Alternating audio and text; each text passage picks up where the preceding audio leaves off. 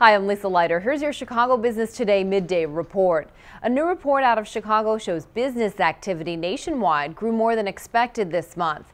The National Association of Purchasing Managers Chicago said its business index came in at a faster pace than economists forecast.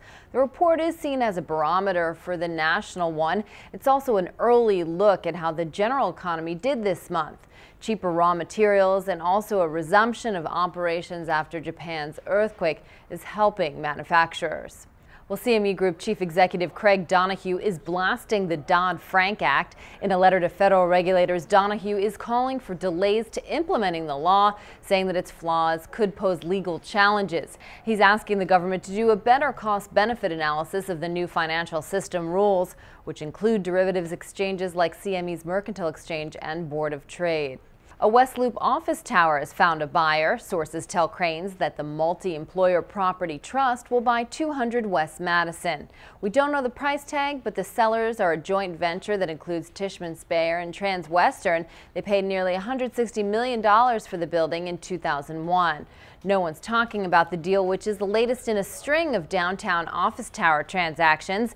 In the Chicago market, office building sales rose 63% in the first half of this year to $552 million. And even though occupancies and rent at commercial properties are rising, banks are not in a hurry to start lending again. The total volume of local commercial real estate loans by banks dropped to $47 billion in the second quarter. That's down nearly 10% from a year ago, according to TREP. Many banks are still cleaning up their balance sheets and selling off troubled loans and foreclosing on properties. It's worth noting, though, that this TREP data only covers bank loans, not Wall Street lenders that bundle loans and then sell them to investors. That sector has rebounded this year. Well, that's a look at your local business headlines. Be sure to stick with chicagobusiness.com for all of the latest news. Thanks for watching. We'll see you tomorrow.